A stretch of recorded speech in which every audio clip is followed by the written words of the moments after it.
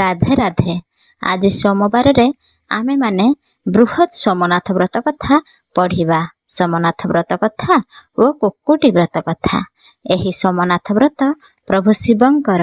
ପ୍ରଭୁ ଶିବ ଶଙ୍କର କୋପେ ବର ନହେଲେ ତୋପେ ବର, ବହୁତ ଜଲ୍ଦି ବର ପ୍ରାପ୍ତ କରିଥାନ୍ତି।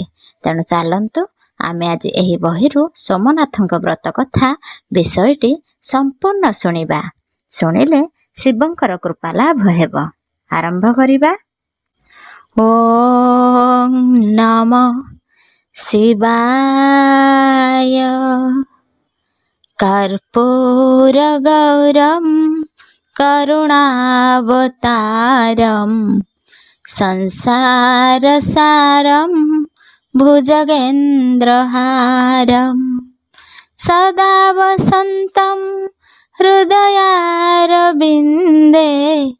ভবম ভবানী সহিতম নমামি ভবম ভবানী সহিতম নমামি।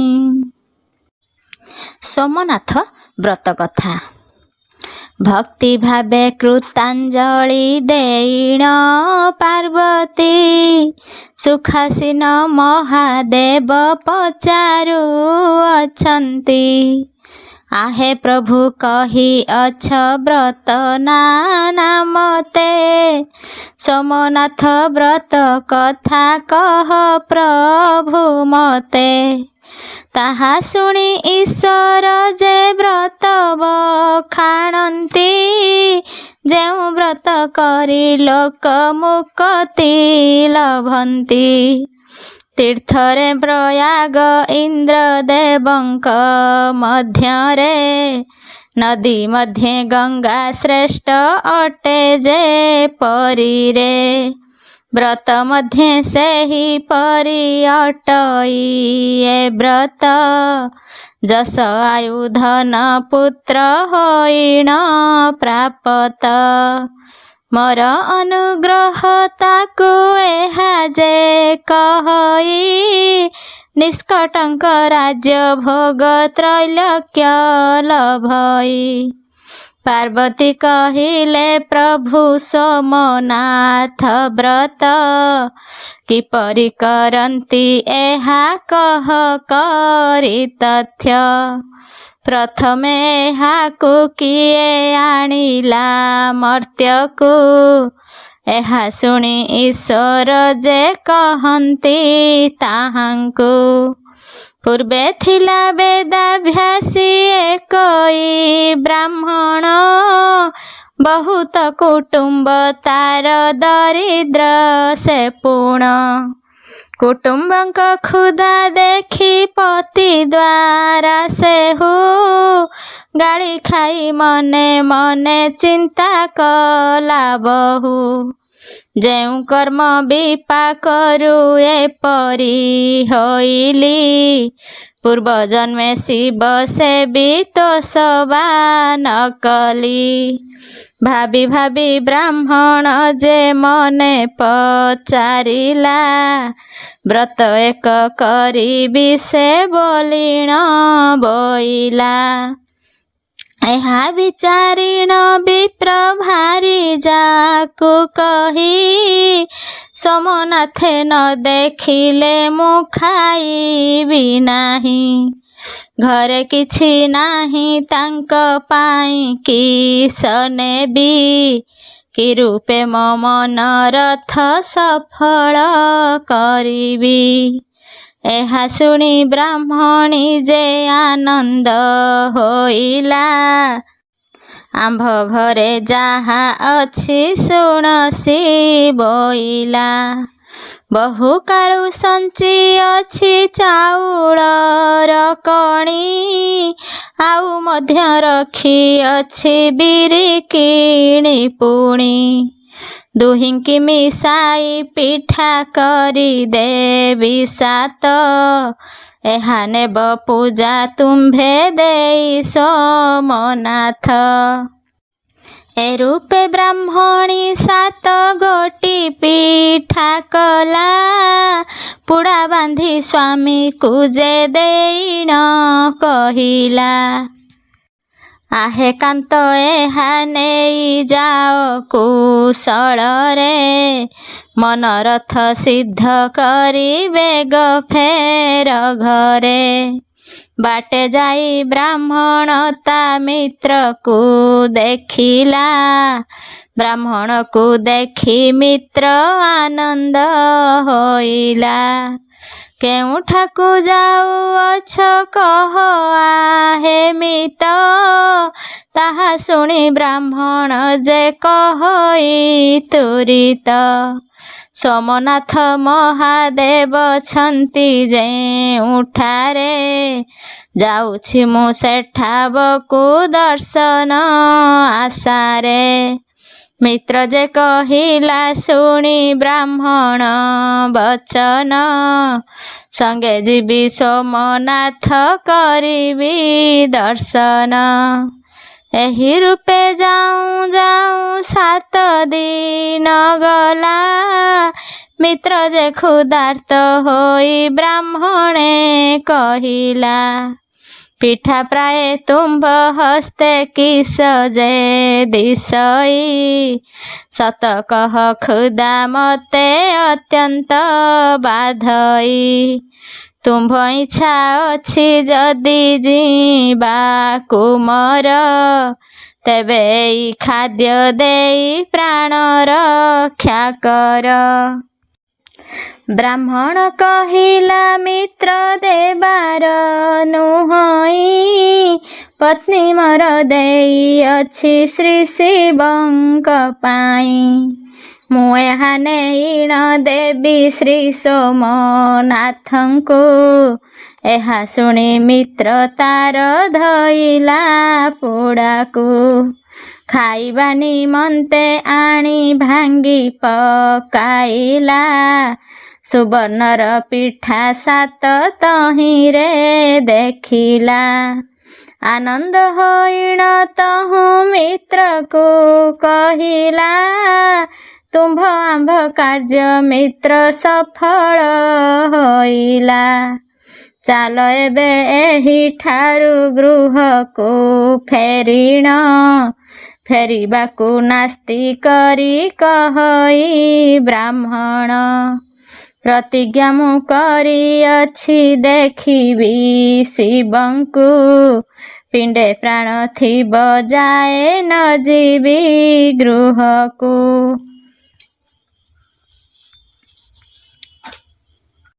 आहे ମିତ୍ର ଏହା ନେଇ ତୁମ୍ଭେ ଗୃହେ ଥାଅ, ତୁମ୍ଭେ ଏହା ନେଇ ମୋର ପୁତ୍ରେ ଚାରି ଦିଅ। ଏହା ଶୁଣି ମିତ୍ର ତହୁଁ ଗଲା ବିପ୍ର ଘର, ସୋମନାଥ ଅନୁଗ୍ରହେ ସେ ବିପ୍ର କୁମର। ରାଜ ସମ୍ପଦେ ଭୂଷିତ ହୋଇଛି ଦେଖିଲା, ଦେଖି ତାକୁ 4 ଗୋଟି ସୁନା ପିଠା ଦେଲା। ହେ ପାର୍ବତୀ ମିତ୍ର ଦେଇ ମେଲାଣି ବ୍ରାହ୍ମଣ, ଅରଣ୍ୟ ପଶିଲା ଯାଇ ଶିବଙ୍କୁ ଚିନ୍ତିଣ। ସେ ଅରଣ୍ୟ ମହିମା ଯେ ନୁହଁଇ କଥନ, ଛନ୍ତି ତହିଁ ସିଂହ ବ୍ୟାଘ୍ର ହିଂସ୍ର ଜନ୍ତୁମାନ।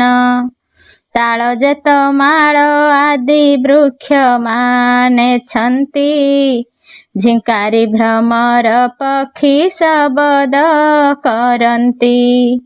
କୂପ ପୁଷ୍କରିଣୀ କେତେ ଛନ୍ତି ଅରଣ୍ୟରେ, ହଂସ ଚକ୍ର ବାକ ତହିଁ ବିହରନ୍ତି ଧୀରେ। ଉପବାସେ ସେ ଅରଣ୍ୟେ ଯାଉଁ ବିପ୍ରବର, କଣ୍ଠ ତାଳୁ ଶୁଷ୍କ ହେଲା ଅତି ଚର୍ମସାର।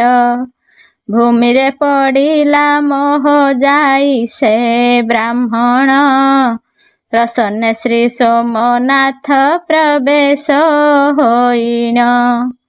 ତାହାର ଦକ୍ଷିଣ ହସ୍ତ ଧରି ଉଠାଇଲେ, କମଳ ବଚନେ ତାର ମନ ତୋଷ କଲେ। କିଏ ତୁମ୍ଭେ କେଉଁଠାକୁ ଠାରୁ ଏଠାକୁ ଆସିଛ, ଏ ଅରଣ୍ୟ ଶୋଇବାର ନୁହଁଇ ଉଚିତ। ଅରଣ୍ୟ ମଇଁଷି ସିଂହ ବ୍ୟାଘ୍ର ଯେ କେନ୍ଦୁଆ, ବଣ ହାତୀ ବଣ ଗୋରୁ ଶୂକର ବଳିଆ। ଦୁଷ୍ଟ ଜନ୍ତୁମାନେ ଏଥି ଅଛନ୍ତି ବହୁତ, ଏହା ଶୁଣି ବିପ୍ର ଉଠି କହନ୍ତି ଉଦନ୍ତ। ଦେଖିବାକୁ ଆସିଛି ମୁଁ ଶ୍ରୀ ସୋମନାଥଙ୍କୁ, ଯେବେ ତୁମ୍ଭେ ଜାଣ ତାଙ୍କୁ ନିଅ ସେ ଠାବକୁ।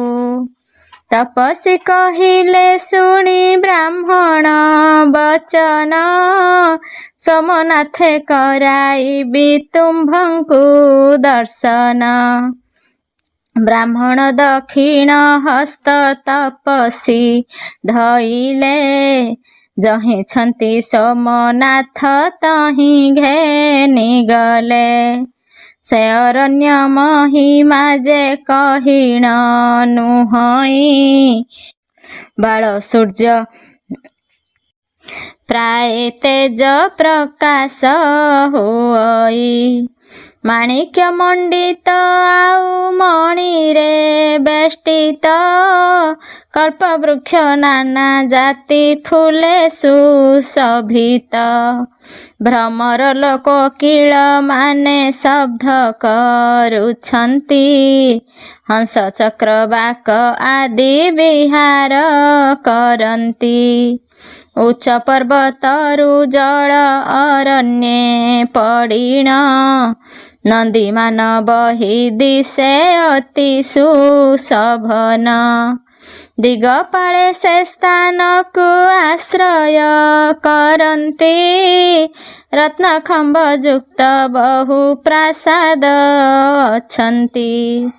ବଜାର ପାଚେରୀ ଚାରି ପାଖରେ ଲହରୀ, ଦେଖିଲେ ତହିଁରୁ ମନ ନ ଆସଇ ଫେରି।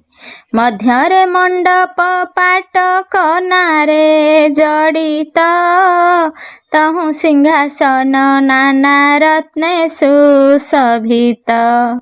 ଶୁକ୍ଳବର୍ଣ୍ଣ ସୋମନାଥ ତହିଁ ପରେ ଥିଲେ, ତପସ୍ୱୀ ଦେଖାଇ ତହିଁ ଅନ୍ତର୍ଧ୍ୟାନ ହେଲେ।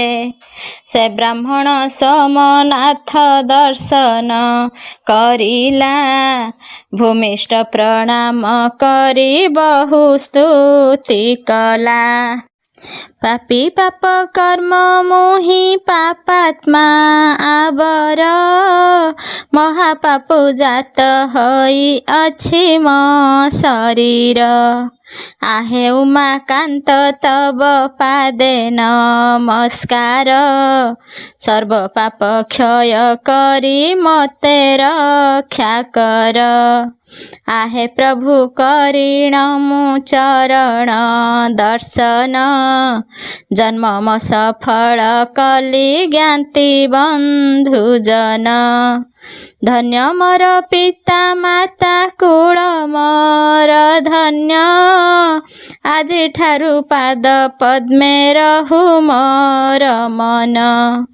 ଏପରି ବ୍ରାହ୍ମଣ ସ୍ତୁତି କଲା ବହୁବାର, ତହୁଁ ସୋମନାଥ ତାକୁ ଯାଚି ଦେଲେ ବର।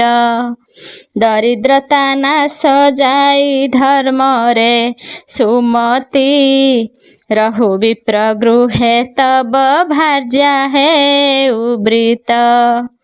ଆଜିଠାରୁ ସୋମନାଥ ବ୍ରତକୁ କରିବ, ଅନ୍ତେ ଯାଇ ଶିବଲୋକେ ବସତି ପାଇବ। ବନ୍ଧୁଜନଙ୍କୁ ଏ ବ୍ରତ କରାଇବ ପୁଣ, ଏ ବ୍ରତ ବିଧାନ ଏବେ କହିବା ତା ଶୁଣ। ଭାଦ୍ର ମାସ ଶୁକ୍ଳ ପକ୍ଷ ଷଷ୍ଠୀ ଦିନବତୀ, ପ୍ରାତ ସ୍ନାନ ନିତ୍ୟ କର୍ମ ସାରି ସେ ଝଟତି। ଦେବତା ଗୃହରେ ବସି ଗୁରୁଙ୍କ ସହିତେ ସଂକଳ୍ପ କରିବ ପୁଷ୍ପ ଆଦି ଯେ ଅକ୍ଷତେ ବସ୍ତ୍ରାଦିରେ ଆଚାର୍ଯ୍ୟଙ୍କୁ କରିବ ବରଣ ଦେବାଳୟ ଗୋମୟରେ କରିବ ଲେପନ ଶୁଦ୍ଧ ସ୍ଥାନେ ମଣ୍ଡଳାଦି ଲେଖିବ ବିଧିରେ ବରଣ କଳସ ତହୁଁ ସ୍ଥାପିବ ପୂର୍ବରେ ଆଗ୍ନେୟାଦି ଚାରି କୋଣେ ଚାରୋଟି କଳସ ତହିଁରେ ଚଉକି ସ୍ଥାପି ବସ୍ତ୍ରେ ଚଉପାସ ଗୁଡ଼ାଇଣ ଉପରେ ଯେ ଚାନ୍ଦୁଆ ବାନ୍ଧିବ ସେ ସ୍ଥାନରେ ଚନ୍ଦନର ଛେରା ପକାଇବ ବେଦଧ୍ୱନି ବାଦ୍ୟ ଗୀତ ନୃତ୍ୟ କରାଇଣ ବସାଇବ ତହିଁ ନେଇ ପ୍ରତିମା ସୁବର୍ଣ୍ଣ ସୁବର୍ଣ୍ଣେ ଆସକ୍ତି ହେଲେ ରୂପା ବା ପିତ୍ତଳ ସ୍ଫଟିକ ମୂର୍ତ୍ତିକା ଅବା ହୋଇବ ସଫଳ ବ୍ରତି ନିଜେ ଶୁଦ୍ଧ ହୋଇ ଷୋଡ଼ଶ ପଚାରେ ଜୀବନ୍ୟାସ ଆଦି କରି ପୂଜିବ ବିଧିରେ ଅଥବା ଶକ୍ତି ହେଲେ ବ୍ରାହ୍ମଣ ବରିବ ଗୁଆ ନେଇ ତାହା ଦ୍ୱାରା ଶିବଙ୍କୁ ପୂଜିବ ଦଶ ବର୍ଣ୍ଣ ଫୁଲ ଦଶ ପ୍ରକାର ଫଳରେ ଆବର ପୂଜିବ ଦଶ କୁଷ୍ମାଣ୍ଡ ଫୁଲରେ ଦଶ ଖିଅ ସୂତା ଡୋର କରିଣ ତହିଁରେ ଦଶ ଗଣ୍ଠି ପକାଇବ ଲେପି କୁସୁମରେ ଶିବଙ୍କ ପାଖରେ ଦେଇ ରଖି ତା ପୂଜିବ ପୂଜା ଅନ୍ତେ ତାକୁ ନେଇ ହସ୍ତରେ ବାନ୍ଧିବ ବାନ୍ଧିବା ଆଗରୁ ତାକୁ ମନ୍ତ୍ର ପଞ୍ଚାକ୍ଷରେ ପୁରୁଷ ଦକ୍ଷିଣ ହସ୍ତେ ସ୍ଥିରୀ ଯେ ବାମରେ ସୋମନାଥ ବ୍ରତ କଥା ଶ୍ରଦ୍ଧାରେ ଶୁଣିବ ବ୍ରାହ୍ମଣକୁ ସନ୍ତୋଷରେ ଦକ୍ଷିଣା ଯେ ଦେବ ଗହମ ବା ଶାରଦ ଚାଉଳ ଚୁନାରେ ଛେନା ଗୁଡ଼ ଦୁଧ ମହୁ ନଡ଼ିଆ କର୍ପୂରେ ମରିଚ ମିଶାଇ ପୁର କରିବ ତହିଁରେ ଦଶ ଗୋଟି ପିଠା କରି ଛାଣିବ ଘିଅରେ ଏହାକୁ ନୈବେଦ୍ୟ କରି ଅଧେ ବ୍ରାହ୍ମଣକୁ ଦେଇ ବାକି ଅଧେ ବ୍ରତି ଖେପିବ ଗର୍ଭକୁ ଭାଦ୍ରବ ଶୁକ୍ଳ ଷଷ୍ଠୀ ଦିନ ଆରମ୍ଭ କରିବ ଆଶ୍ୱିନ ଶୁକ୍ଳ ଦଶମୀ ସମାପ୍ତ କରିବ ଦଶ ଗୋଟି ଦୁବ ଦଶ ଅରୁଆ ଚାଉଳ ସୋମନାଥେ ସମର୍ପିବ ହୋଇଣ ସରଳ ଦଶ ବର୍ଷ ପୁରୀ ଗଲେ ବ୍ରତ ଉଜାଇବ ଧନରେ କୃପଣ ନହିଁ ବିଧିରେ ପୂଜିବ ଶୁଣିବ ଏ କଥା ଯେହୁ ଚନ୍ଦ୍ରଙ୍କ ବାସରେ ଅନ୍ତେ ଯାଇ ବସିବ ସେ ଶିବଙ୍କ ସଙ୍ଗରେ ଶିବଙ୍କ ବଚନ ଶୁଣି ବ୍ରାହ୍ମଣ ଅଇଲା ଦହି ହାଣ୍ଡି ଘେନି ଏକ ଗୋପୀକି ଦେଖିଲା ଶିବଙ୍କର ଆଜ୍ଞା ବୋଲି ବ୍ରାହ୍ମଣ କହଇ ସୋମନାଥ କଥା ଶୁଣ ମୋହଠାରୁ ତୁହି ଏ ବଚନ ଶୁଣି ଗୋପୀ ନିଷ୍ଠୁର କହଇ ତୁମ୍ଭ କାର୍ଯ୍ୟ ଯାଅ ତୁମ୍ଭେ ଦହିବି କେ ମୁହିଁ ଏ ରୂପେ ଅବଜ୍ଞା କରି ଗଉଡ଼ୁଣି ଗଲା ମୁଣ୍ଡରୁ ତା ଦହି ହାଣ୍ଡି ପଡ଼ି ଭାଙ୍ଗିଗଲା। କପାଳରେ ହାତ ଦେଇ ଗୋପାଳୁଣୀ ବୋଲେ, ସୋମନାଥ ବ୍ରତ କଥା ଶୁଣିବି ମୁଁ ଭଲେ। ଏମନ୍ତ ବିଚାରି ବିପ୍ର ନିକଟକୁ ଗଲା, କୃତାଞ୍ଜଳି ହୋଇ ତାଙ୍କ ପାଦରେ ପଡ଼ିଲା। ହେ ବ୍ରାହ୍ମଣ ମତେ କୁହ ସୋମନାଥ ବ୍ରତ, ଶୁଣି ମୁହିଁ ସେହି ବ୍ରତ କରିବି ନିୟତ। ସୋମନାଥ କଥା ତହୁଁ ବ୍ରାହ୍ମଣ କହିଲେ, ମନୋରଥ ସିଦ୍ଧ ହେବ ଏ ବ୍ରତ କରିଲେ।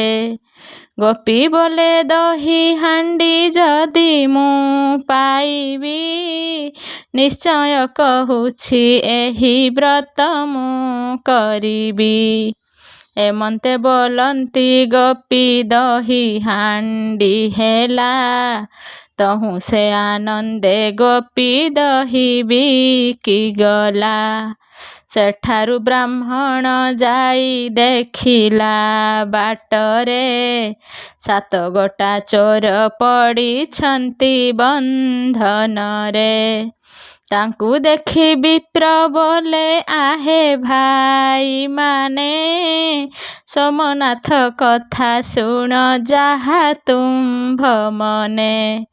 ବାଞ୍ଛା ଥିବ ନିଶ୍ଚୟ ତା ସଫଳ ହୋଇବ, ଆଜି ଏହି ବନ୍ଧନରୁ ମୁକ୍ତ ହୋଇବ। ତହୁଁ ଚୋର ଆନନ୍ଦରେ ଶିବଙ୍କୁ ସ୍ମରିଲେ, ତାହାଙ୍କ ପ୍ରସାଦୁ ବନ୍ଧନରୁ ମୁକ୍ତ ହେଲେ। ତହୁଁ ସେ ବ୍ରାହ୍ମଣ ଯାଇ ମଣ୍ଡପେ ବସିଲା, ରୋଗୀ ଏକ ବ୍ରତ କଥା ତାହାଙ୍କୁ ପୁଛିଲା। ବିପ୍ର ବୋଲେ ଶିବ କଥା ଶୁଣ ଦେଇ ଚିତ୍ତ, ମନଗତ ବାଞ୍ଛା କରି ହୁଅ ରୋଗ ମୁକ୍ତ। ଏହା ଶୁଣି ରୋଗୀ ତହୁଁ ସମର୍ଦ୍ଧେ ଚିନ୍ତିଲା, ସୋମନାଥ ପ୍ରସାଦରୁ ରୋଗ ମୁକ୍ତ ହେଲା। ବ୍ରାହ୍ମଣକୁ ନମସ୍କାର କରି ତହୁଁ ବୋଲେ, ତୁମ୍ଭ ପ୍ରସାଦରୁ ରୋଗ ମୁକ୍ତ ହେଲି ଭଲେ। ତହୁଁ ବିପ୍ର ନିଜ ଗ୍ରାମେ ଯାଇ ପହଞ୍ଚିଲା, ରାଜଗୃହ ପ୍ରାୟ ନିଜ ଗୃହକୁ ଦେଖିଲା। ନିଜ ପୁତ୍ର ଭାର୍ଯ୍ୟା ଗୃହ ଚିହ୍ନି ନ ପାରିଣ, ପୁତ୍ରକୁ ମାଗିଲେ ଅନ୍ନ କ୍ଷୁଧାର୍ତ ହୋଇଣ। ଏହା ଶୁଣି ପୁତ୍ର ବୋଲେ, ଗୃହ ତୁମ୍ଭେ କ୍ଷଣେ ଅନ୍ନ ଦେବି ବୋଲି ସେହୁ କହିଲା ବ୍ରାହ୍ମଣେ। ସେ ବିପ୍ର ପୁତ୍ରକୁ ରାଜା ମନେ କରିଥିଲେ, ସେହି ହେତୁ ତାର ଚଉପାଢ଼ିରେ ରହିଲେ। ପୁତ୍ର ଯାଇ ଗୃହେ ଭୁଞ୍ଜି ଆନନ୍ଦେ ଶୋଇଲା, ସନ୍ଧ୍ୟାବେଳେ ଉଠି ବ୍ରାହ୍ମଣକୁ ମନ କଲା। ଭୋଜନମ ବ୍ୟର୍ଥ ହେଲା ମାତାଙ୍କୁ ବୋଇଲା, ଖାଇବାକୁ ଦିଜ ଏକ ମତେ କହିଥିଲା। ଶୋଇଲି ମୁଁ ବ୍ରାହ୍ମଣକୁ ନ ଦେଇ ଭୋଜନ, ଏବେ ଖାଇବାକୁ ଦେବ ବିପ୍ରକୁ ଆଣିଣ। ବ୍ରାହ୍ମଣ ସନ୍ତୁଷ୍ଟ ହେଲେ ସବୁ ହେବ ସ୍ୱାର୍ଥ, ନତୁବା ମୋହର ସବୁ ହୋଇବ ବ୍ୟର୍ଥ। ମାତାଙ୍କୁ ଏପରି କହି ବିପ୍ର ପାଶେ ଗଲା, ଭୋଜନ ନିମନ୍ତେ ତାଙ୍କୁ ବିନୟେ କହିଲା। ବିପ୍ର ବୋଲେ, ଆଉ ଆଜ ରାତ୍ରେ ଖାଇବି ମୁଁ ନାହିଁ, ସୋମନାଥ ପୂଜା କରି କଥା କହିବଇଁ। ପୁତ୍ର ଏ ବଚନ ଶୁଣି ଆନନ୍ଦିତ ହେଲା। ବିପ୍ର ଘରକୁ ଯାଇଣ ଗୃହକୁ ମଣ୍ଡିଲା। ବେଦୀଟିଏ କରି ପଦ୍ମମଣ୍ଡଳ କରିଲା। ଚାନ୍ଦୁଆ ତୋରଣ ତହିଁ ଆନନ୍ଦେ ବାନ୍ଧିଲା। ପୂର୍ବ କୋଣେ ରଖିଲା ସେ ସୁବର୍ଣ୍ଣ କଳସ। ଆଗ୍ନେୟାଦି ଚାରି କୋଣେ ରୂପାର କଳସ। ପୂର୍ବ ନିୟମରେ ବିପ୍ର ଶିବଙ୍କୁ ପୂଜିଲା। କଥା କହି ମାତା ପୁତ୍ର ଦୁହିଁକି କହିଲା। ତୁମ୍ଭେମାନେ ମନୋରଥ ଏବେ ବାଞ୍ଛା କର। ସଫଳ କରିବେ ନିଶ୍ଚୟ ସୋମାର୍ଦ୍ଧ ଶେଖର। ବ୍ରାହ୍ମଣୀ କହିଲା ମୋର ନାହିଁ ବାଞ୍ଛାନେ। ସ୍ୱାମୀ ମୋର ଯାଇଛନ୍ତି ତାଙ୍କ ଦରଶନେ। ସତ୍ୱର ଫେରିଣ ସେହି ଆସନ୍ତୁ ଗୃହକୁ। ଏମନ୍ତେ ବୋଲନ୍ତେ ବିପ୍ର ଚିହ୍ନିଲା ପତ୍ନୀକୁ। ପାତ୍ର ମନ୍ତ୍ରୀ ଗ୍ରାମବାସୀ ସମସ୍ତେ ଅଇଲେ। ବ୍ରାହ୍ମଣକୁ ଦେଖି ସର୍ବେ ଆନନ୍ଦିତ ହେଲେ। ପିତା ପୁତ୍ର ଦୁହେଁ ସୋମନାଥ ବ୍ରତ କଲେ। ବହୁ କାଳ ଅକଣ୍ଟକ ରାଜ୍ୟ ସେ ଭୁଞ୍ଜିଲେ। ପ୍ରାଣୀମାନେ ଏ ବ୍ରତକୁ କଲେ ନିୟମରେ। ସମସ୍ତ କାମନା ତାଙ୍କ ଲଭିବେ ସଂସାରେ। ଦିବ୍ୟ ଭୋଗ କରିବେ ସେ କଲେ ଏ ବ୍ରତକୁ। ଶରୀର ତ୍ୟଜିଲେ ଯିବେ ଶିବଙ୍କ ପୁରକୁ। କହେ ତ୍ରିଲୋଚନ ମନ୍ତ୍ରୀ କ୍ରିୟା ଭକ୍ତିହୀନ। ହୋଇ ମୁଁ ପୂଜିଲି ଯାହା ହେଉ ତାହା ପୂର୍ଣ୍ଣ। ଇତି ଶ୍ରୀ ସ୍କନ୍ଦ ପୁରାଣୋକ୍ତ ସୋମନାଥ ବ୍ରତ କଥା ସମାପ୍ତ। ଅତବତୀ ପୁଷ୍ପାଞ୍ଜଳିಂ ଦ୍ରୁବାକ୍ଷତଂ ଚ ଆରାତ୍ରିକଂ ଦତ୍ତ୍ୱା ନମଃସୂର୍ଯ୍ୟାତ୍ ତତୋ ଦେବତା ବିସର୍ଜନଂ ପ୍ରତିମା ମଣ୍ଡଳସ୍ଥିତ ଦ୍ରବ୍ୟ च ସୁବର୍ଣ୍ଣ ଦକ୍ଷିଣାଂ ବ୍ରାହ୍ମଣ୍ୟ ଦଦ୍ୟାତ୍। ତତଃ ବ୍ରାହ୍ମଣ ଭୋଜନଂ ତଥା ପ୍ରସାଦ ଗ୍ରହଣଂ ଅଛିଦ୍ରାବଧାରଣଂ ପୁଣ୍ୟାହ ବାଚନଂ ଆଶିଷ ଗ୍ରହଣ ଇତି ସମାପ୍ତ। କୁକୁଟି ବ୍ରତ କଥା ଯୁଧିଷ୍ଠିର ଉବାଚ। ଯୁଧିଷ୍ଠିର ପଚାରନ୍ତି କୃଷ୍ଣଙ୍କୁ ଚାହିଁଣ। ନାରୀମାନେ କେଉଁ ବ୍ରତ କରିଲେଟି ପୁଣ। ପାରି ହୋଇଯିବେ ଶୋକ ସନ୍ତାପ ସାଗରୁ। କହ ମୋତେ ସଂଶୟ ଯେ ଫିଟାଇ ମନରୁ। ଲୋମସନା ମେଟି ଋଷି ଶ୍ରୀକୃଷ୍ଣ କହିଲେ। ପୂର୍ବେ ମଥୁରାକୁ ଆସି ପ୍ରବେଶ ହୋଇଲେ। ଦେବକୀ ଯେ ବସୁଦେବ ତାହାଙ୍କୁ ପୂଜିଲେ। ପୂଜା ପାଇ ଋଷି ବ୍ରତ କଥା ଆରମ୍ଭିଲେ। ହେ ଦେବକୀ ତୁମ୍ଭେ ପାଉଅଛ ପୁତ୍ର କଷ୍ଟ। ଏ ବ୍ରତ କରିଲେ ତୁମ୍ଭ ଦୁଃଖ ହେବ ନଷ୍ଟ। ନହୁଷ ନାମେ କ ରାଜା ଥରେ ଅଯୋଧ୍ୟାର। ଚନ୍ଦ୍ରମୁଖୀ ନାମେ ଭାର୍ଯ୍ୟା ଅଟଇ ତାହାର। ଚନ୍ଦ୍ରମୁଖ ରାଣୀ ପୁତ୍ର କଷ୍ଟ ଭୋଗୁଥିଲା। ଏ ବ୍ରତ କରିଣ ତାର ସୌଭାଗ୍ୟ ହୋଇଲା।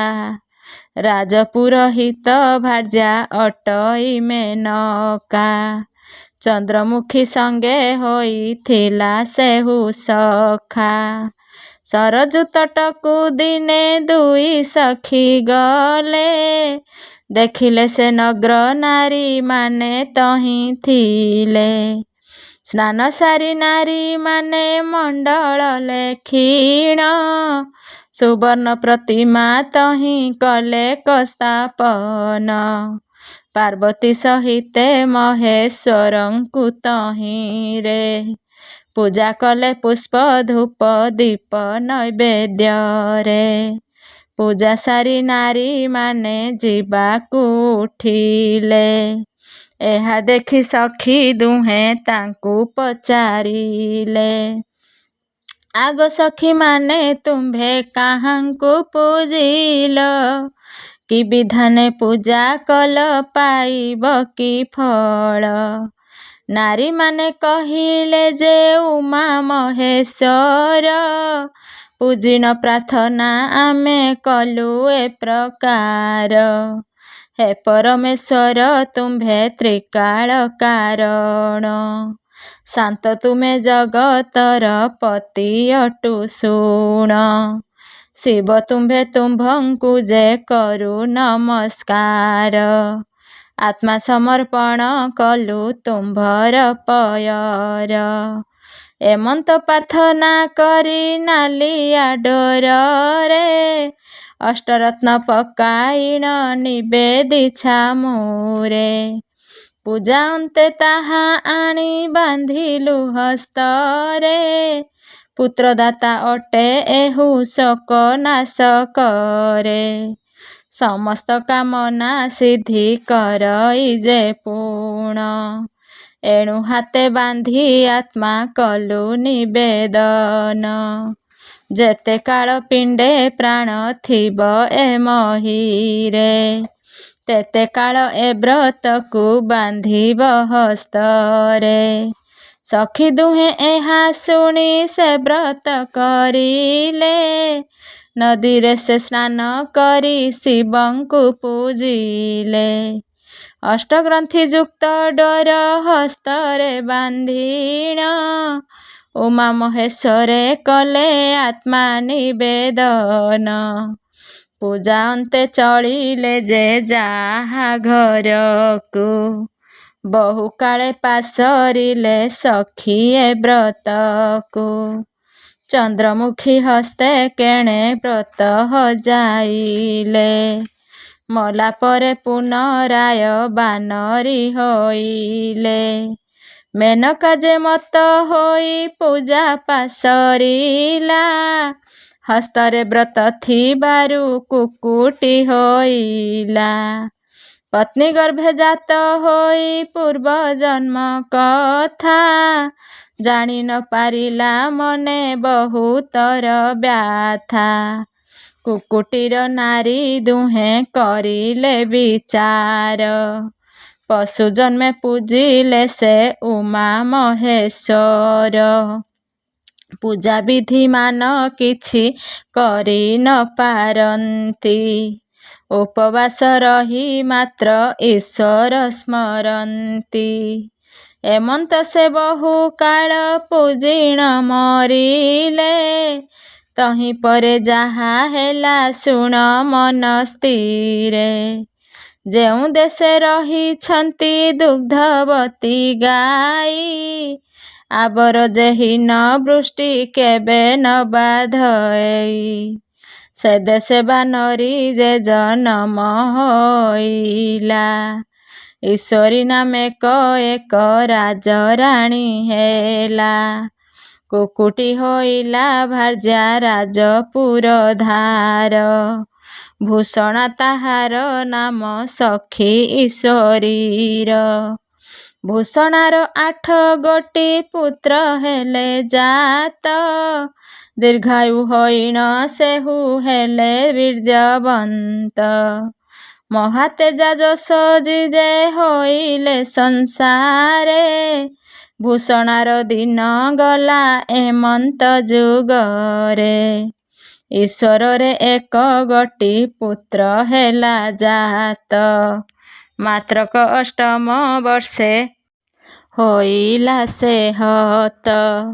ଏଣୁ କରି ରାଣୀ ମନେ ମହା ଦୁଃଖ ହେଲା, ଦିନେ ସେ ଭୂଷଣା ତାକୁ ସଂଖଳି ନ ଗଲା। ପୁତ୍ରକୁ ସଙ୍ଗତେ ଘେନି ପହଞ୍ଚିଲା ଯାଇ, ଏମାନଙ୍କୁ ଦେଖି ରାଣୀ ମନେ ବିଚାରଇ। ପୁରଧା ଭାରି ଯା ହୋଇ ଭୂଷଣା ଯେ ସୁଖୀ, ରାଜରାଣୀ ହୋଇ ମୁହିଁ ହେଲି ନିରିମାଖି। ପୂର୍ବ ଜନ୍ମେ କିବା ୟହ ଜନ୍ମେ ପାପ କଲି, ସେହି ହେତୁ ଏତେ କଷ୍ଟ ସଂସାରେ ଭୋଗିଲି। ଏତେ ଭାଳି ଭୂଷଣାକୁ କହଇ କପଟେ, ତୁମ୍ଭ ପୁତ୍ରମାନେ ଥାନ୍ତୁ ମୋହର ନିକଟେ। ପୁତ୍ର ଶୋକେ ପାଶରିବି ଦେଖି ତାଙ୍କୁ ମୁହିଁ, କିଛି କାଳ ପରେ ତାଙ୍କୁ ଦେବି ମୁଁ ପଠାଇ। ଏହା କହି ଗୃହେ ତାଙ୍କୁ ରଖିଲା ଈଶ୍ୱରୀ, ମାତ୍ର ଗୋଟି ଗୋଟି କରି ପକାଇଲା ମାରି। ପୁନରାୟ ସଜୀବ ସେ ହେଲେ ପୁତ୍ରମାନେ, ଏହା ଦେଖି କ୍ଷୋଭ ଜାତ ହେଲା ରାଣୀ ମନେ। ଭୂଷଣାକୁ ଡାକି ବୋଲେ ଆଗ ପ୍ରିୟ ସଖୀ, କି ପୁଣ୍ୟରୁ ତୁହି ଏବେ ହେଲୁ ଏତେ ସୁଖୀ। ତୋହର ପୁତ୍ରକୁ ମାରି ପକାଇଲି ମୁହିଁ, ପୁନରାୟ ବଞ୍ଚିଲେ ଯେ ନ ମରିଣ କେହି। ପୂର୍ବ ଜନ୍ମେ ଏ ଜନ୍ମେ ବା କି ପାପ ମୁଁ କଲି, ସେହି ହାତ ଏକମାତ୍ର ପୁତ୍ର ମୁଁ ହରାଇଲି। ଭୂଷଣା ବୋଇଲା ସଖୀ ଶୁଣ ଗୋଚରିତ, ତିନି ଜନ୍ମ ଯାଏ ଆମ୍ଭେ ହେଲେ ଏକତ୍ରିତ। ପୂର୍ବ ଜନ୍ମେ ଏହିପରି ତୁମ୍ଭେ ରାଜରାଣୀ, ମୁଁ ଯେ ହୋଇଥିଲି ତୁମ୍ଭ ପୁରଧା ଘରଣୀ। ନଦୀ କୂଳେ ମିଳି ଦୁହେଁ କୁକୁଟି ପୂଜିଲେ, କିଛି କାଳ ବ୍ରତ କରି ଶେଷେ ପାଶରିଲେ। ମୃତ୍ୟୁ ପରେ ପଶୁ ଗର୍ଭେ ପୁଣି ହେଲୁ ଜାତ, କୁକୁଟି ମୁଁ ହେଲି ଯେଣୁ ହାଦେ ଥିଲା ବ୍ରତ। ତୁମ୍ଭର ତା ନଥିବାରୁ ହୋଇଲ ଦାନବୀ, ପଶୁ ଜନ୍ମେ ବ୍ରତ କଲେ ପୂର୍ବ କଥା ସ୍ମରି। ସେହି ହେତୁ ଏ ଜନ୍ମରେ ହୋଇ ଆମ୍ଭେ ଜାତ, ତୁମ୍ଭେ ପାଶରିଛ ମୁହିଁ କରୁଅଛି ବ୍ରତ। ଏବେ ତୁମ୍ଭେ ଏହି ବ୍ରତ କର ଆଗ ସଖୀ, ପୁତ୍ରବତୀ ହୋଇ ତୁମ୍ଭେ ହୋଇବ ଯେ ସୁଖୀ। ଭାଦ୍ର ମାସ ଶୁକ୍ଳ ପକ୍ଷ ଷଷ୍ଠୀ ଦିବସରେ, ଗୃହରେ ମଣ୍ଡଳ ଲେଖି ଚଉକିତା ପରେ, ରଖିବ ତାପରେ ସ୍ଥାପି ସୁବର୍ଣ୍ଣ ପ୍ରତିମା। ଭକ୍ତିରେ ପୂଜିବ ପୁଣ ମହେଶ୍ୱର ଉମା। ରକ୍ତବର୍ଣ୍ଣ ଅଷ୍ଟ ଗ୍ରନ୍ଥି ଯୁକ୍ତ ବ୍ରତ ଡରେ, ସୁନା ଅବା ରୂପା ମୁଦି ବାନ୍ଧିବ ଯତ୍ନରେ। ଦକ୍ଷିଣ ହସ୍ତରେ ତାହା ଭକ୍ତିରେ ବାନ୍ଧିଣ, ଉମା ମହେଶ୍ୱର କର ଆତ୍ମନିବେଦନ। 8 ଗୋଟି ପିଠା ଗଢ଼ି ନୈବେଦ୍ୟ କରିବ, ଅଧେ ଆପେ ଖାଇ ଅଧେ ପୁରଧାକୁ ଦେବ। ପ୍ରାଣ ଥିବା ଯାଏ ବ୍ରତ ବାନ୍ଧିବ ହସ୍ତରେ, ନୋହିଲେ ଯେ ବ୍ରତ ଭଗ୍ନ ହୋଇବ ବିଧିରେ। ଏହା ଶୁଣି ଈଶ୍ୱରୀ ଯେ ସେହି ଦିନ ଠାରୁ, ଭାଗ୍ୟବତୀ ହେଲା ଏହି ବ୍ରତ କରିବାରୁ। ପୁତ୍ର ପୌତ୍ରୀ ସମ୍ପଦରେ ହୋଇଲା ଭୂଷଣ, ସୁଖେ ସେ କାଟିଲା କାଳ ଯାବତ ଜୀବନ। ଏତେ କହିଲ ମୋସ ଯେ ରହିଲେ ସଧୀରେ, ଆଗ ଦେବି ତୁମ୍ଭେ ଏହି ବ୍ରତ ବିଧାନରେ। ଆଜିଠାରୁ କର ପୁତ୍ର ଶୋକ ତୋର ଯିବ, ତ୍ରୈଲୋକ୍ୟ ଗୋସାଇଁ ଆସି ତ ପୁତ୍ର ହୋଇବ। ଅନ୍ତେ ଯାଇ ଶିବ ଲୋକେ ପାଇବୁ ବସତି, ଏହା କହି ଅନ୍ତର୍ଧ୍ୟାନ ହେଲେ ସେ ଝଟତି। ଏହା ଶୁଣି ଦେବକୀଏ ବ୍ରତ କରିଥିଲେ। ବ୍ରତ କରିବାରୁ କୃଷ୍ଣ ଜନମ ହୋଇଲେ। କଂସ ତାକୁ କେବେ ଯେ ମାରି ନ ପାରିଲା। ସେହିଦିନ ଠାରୁ ତାର ସବୁ ଦୁଃଖ ଗଲା। ଆହେ ଯୁଧିଷ୍ଠିର ଏହି ବ୍ରତ ଯେ କରିବ, ନିଶ୍ଚୟ ସୌଭାଗ୍ୟ ହୋଇ ବୈକୁଣ୍ଠେ ବସିବ। ଦୀର୍ଘାୟୁ ତାହାର ପୁତ୍ରମାନେ ଯେ ହୁଅନ୍ତି, ସକଳ ଦୁରିତ ତାର କ୍ଷୟ ହୋଇଯାନ୍ତି। ଇତି ଶ୍ରୀ ସ୍କନ୍ଦ ପୁରାଣୋକ୍ତ କୁକଟି ବ୍ରତ ସମାପ୍ତ।